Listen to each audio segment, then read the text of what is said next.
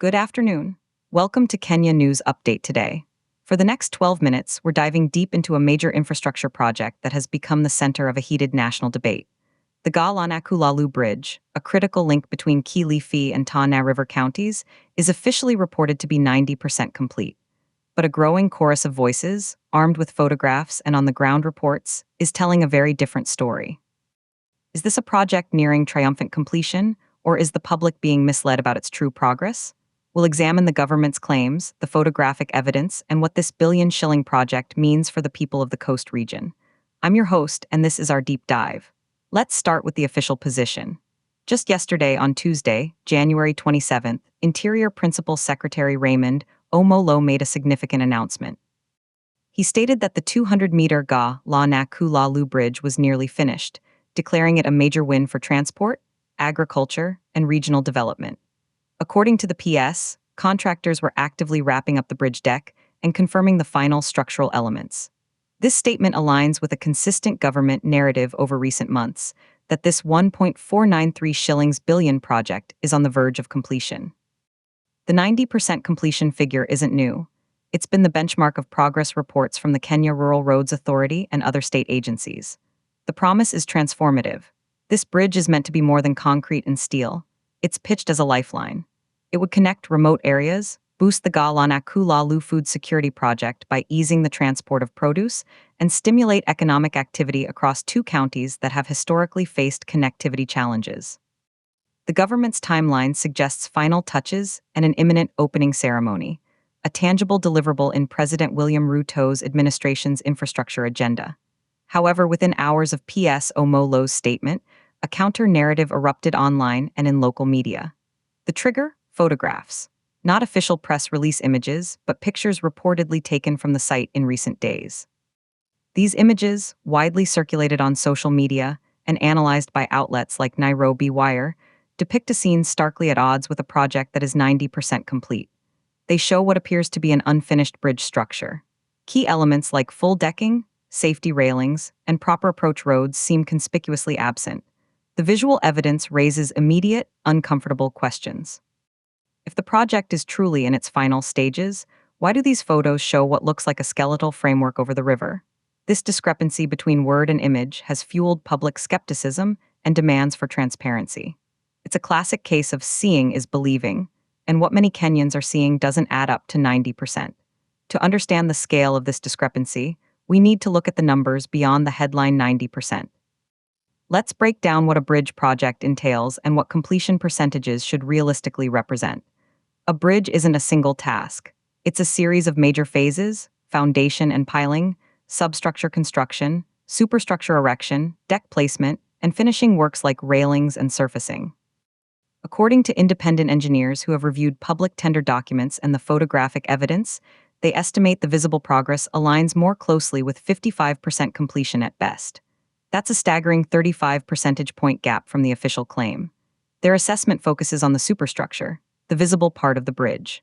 They point out that while the main spans might be in place, the deck, which is the actual roadway, appears largely incomplete. The abutments and approach embankments, critical for safe access, seem underdeveloped. When you factor in all ancillary works, including drainage and lighting, their conservative estimate drops further to between 45% and 50% complete. This isn't a minor rounding error. It's a chasm between two realities. So where does this 90% figure come from? Government reporting on infrastructure projects often uses value of work done as a metric. This means if 1.493 shillings billion was budgeted, and 1.344 shillings billion has been dispersed to the contractor or spent on materials and preliminary work, they can report 90% financial completion. But financial expenditure does not equal physical completion. Funds can be spent on mobilization, design, procurement of materials, and early construction phases. A project can be 90% paid for but only 50% built if there were upfront costs or if payments have run ahead of actual work. This is the critical distinction officials often fail to clarify. The public hears 90% complete and envisions a bridge you could almost drive on. The contractual reality might be that 90% of the allocated funds have been utilized, which is a very different thing. This ambiguity, whether intentional or not, creates the perfect conditions for the kind of confusion and mistrust we're seeing now. Let's visualize this gap. The government's stated position is a firm 90% completion. Independent assessments based on the latest visual evidence suggest a physical completion rate of just 55%. That's a difference of 35 percentage points. The human impact of this project and the debate around it cannot be overstated. For residents of Kilifi and Tana River, this bridge is not a political football, it's a daily necessity. Currently, crossing the Galana River at this point involves using unreliable ferries or taking lengthy, circuitous detours that can add hours to a journey. This impedes everything: farmers getting their goods to market, students getting to school, patients reaching healthcare facilities. The promised bridge would cut travel time dramatically, potentially by over 70% on some routes.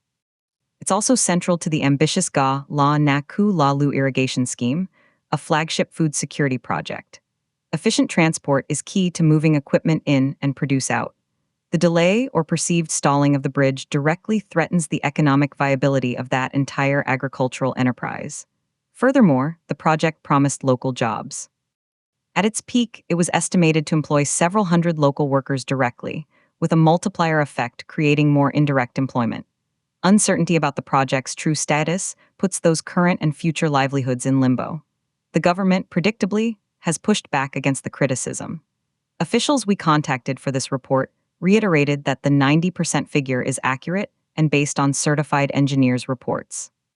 They argue that the circulating photos are either outdated, taken from misleading angles, or fail to show completed work that is not easily visible from a distance. They maintain that work on the deck and finishing is ongoing and that the project remains on schedule. There's also a suggestion that some of the skepticism is politically motivated, aimed at undermining the development record of the current administration. The contractor, whose name has been cited in previous reports, has not made a public statement addressing the specific photographic evidence. This defense, however, does little to quell the doubts. In an age where everyone has a camera, the demand for real-time, transparent proof is higher than ever. Official reports behind closed doors are no longer sufficient. The public expects visual verification. This situation touches on a broader, national issue: transparency in public procurement and infrastructure development. Kenya has a long and painful history of white elephant projects, grandiose schemes that consume billions but deliver little. The SGR's cost debates, the scandals around dam construction, and the perennial issues with road contractors have eroded public trust. Each new discrepancy, like the one at Galana Kulalu, reinforces a cynical narrative that big-ticket projects are less about service delivery and more about financial flows and political posturing. This environment makes it incredibly difficult for any government, including President Ruto's, to get credit for genuine achievements. When the default public position is skepticism, the burden of proof shifts entirely onto the authorities. They must over-communicate, over-document, and invite independent verification to rebuild that trust. So, what happens next? Several paths are possible. First, the government could decisively end the debate by organizing an immediate, transparent media tour of the site. Invite journalists, local leaders, and independent engineers to inspect the work firsthand, compare it to project milestones, and ask unscripted questions. This would either validate their 90% claim or force a necessary correction. Second, Parliament, through the relevant Committee on Transport or Public Accounts, could summon the Principal Secretary and the contractor to provide detailed, evidence-based briefings. They should demand a breakdown of the 90%. What specific work elements does it comprise? Third, civil society and professional bodies like the Engineers Board of Kenya could play a role in conducting a neutral assessment. The worst possible outcome is for the current ambiguity to persist. Silence or dismissive statements will only cement the belief that something is being hidden, further damaging the government's credibility and leaving the benefiting communities in a state of frustrated anticipation. Let's consider the numbers in another way. The total project cost is 1.493 shillings billion. If independent estimates of 55% physical completion are accurate, it means approximately 821 shillings million worth of visible, usable structure is in place. The remaining 672 shillings million, or 45% of the budget, is what's required to finish the job to a usable standard. The question for oversight bodies is, does the remaining work truly align with that remaining budget, or are there concerns about cost overruns or misallocation? In conclusion, the Galana Kulalu Bridge saga is a microcosm of modern Kenya's development challenges. It pits official pronouncements against crowd-sourced evidence, centralized reporting against grassroots verification. The 90% completion claim stands in direct contradiction to the story told by photographs and local testimony. This isn't just about one bridge. It's about the integrity of public communication, the accountability of massive spending, and the sacred trust between the government and the citizens it serves.